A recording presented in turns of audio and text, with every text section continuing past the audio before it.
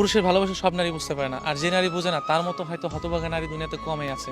আপনি দেখবেন কি রাস্তায় অনেক পাগল বসে থাকে বা পাগল থাকে, যারা হয়তো কোনো না কোনো নারীর মায়ে পড়ে পাগল হয়েছে, কিংবা কোনো না কোনো নারীকে এমনভাবে ভালোবেসেছে, সেই নারীর ছলনাটা বা সেই নারীর মানে চলে যাওয়াটা, বিচ্ছেদটা সে মেনে নিতে পারে না দেখে হয়তো রাস্তায়। আমি এমন অনেক পাগল দেখছি।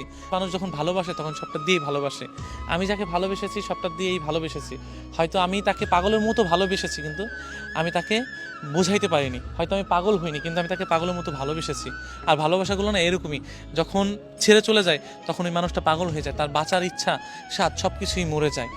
একটা মানুষ যখন ভালোবাসতে চায় তার সমস্ত কিছু দিয়ে মানুষটাকে ঘিরে রাখতে চায়। আর মানুষ কখন পাগল হয় জানেন?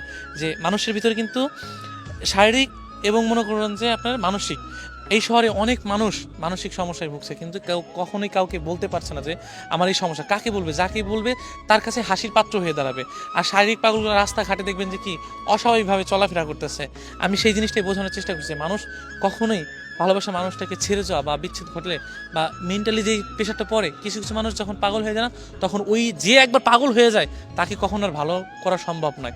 আপনি ওই মানুষটাকে ফিরিয়ে দিলে মানুষটা সহজে ভালো হবে না, কারণ তার ভিতরে এমন কিছু মায়া কাজ করে বা এমন কিছু হয় যে মানুষটা পাগল হতে বাধ্য হয়। বা মানুষের মায়ার যে এই যে মানুষের যে মায়ের যে টানটা, বুকের পাশ থেকে যেই টানটা আসে, ওই টানটা যখন কাজ করে না, তখন মানুষ না অটোমেটিকলি পাগল হয়। আপনি পাগল হইতে না চাইলেও এর ভিতর যে জ্বালা পোড়া, যে পুরনিটা, আমি কারোর জন্য খুব মনে পড়তেছে, ওই মানুষটাকে ছাড়া ভালো থাকতে পারতেছে না, ওই মানুষটার জন্য আমার কষ্ট হইতেছে, এই যে যে একটা ফিল, একটা অনুভূতি, এই অনুভূতিটা যখন আমি কারো প্রতি খাটাইতে যাবো, যখন ওই মানুষটাকে আমি পাবো না, ধরতে গেলে পাবো না, ছুঁতে গেলে পাবো না, তখন আমার বুকের ভিতরে হাহাকারটা বেড়ে যাবে।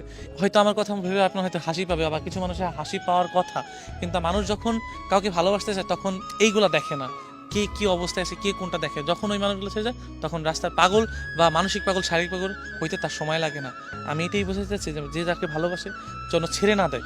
আর ছেড়ে যাওয়ার যন্ত্রণা কেমন সেটা আমি জানি, আমি বুঝি। হয়তো এই জিনিসটা আমি আজকে এই যে জামা কাপড় দেখছেন, এই নোংরা জামা কাপড় এগুলো পরছি, পাগলে শ্যুট করছি, হয়তো জিনিসটা একটু দেখতে অন্যরকম লাগছে, কিন্তু আমি এইটাই বোঝাচ্ছি রাস্তার পাগলগুলা বা রাস্তার যে মানুষগুলো থাকে ওরা কিভাবে থাকে। ওরা কোনো না কোনো, আমি অনেক মানুষের দেখছি, অনেক পাগলকে দেখছি যে ভালোবাসার মানুষের নিয়ে কিছু লিখতেছে বা বলতেছে, ভালোবাসার মানুষটিকে নিয়ে লেখা, ভালোবাসার মানুষটিকে বলা, যে না পেয়ে যে যখন বলতে যাবে তখন তার ভিতরে হৃদয় থেকে যে কথাগুলো আসবে সবগুলো সত্যি কথা। দেখবেন যে কি হাহাকারের যন্ত্রণাটা যখন বেড়েছে না, তখন দুনিয়ার সব কিছু এলোমেলো হয়ে যায়। এই বুকের বাপাসটা, হৃদয়টা খুব খারাপ একটা জিনিস, খুবই খারাপ।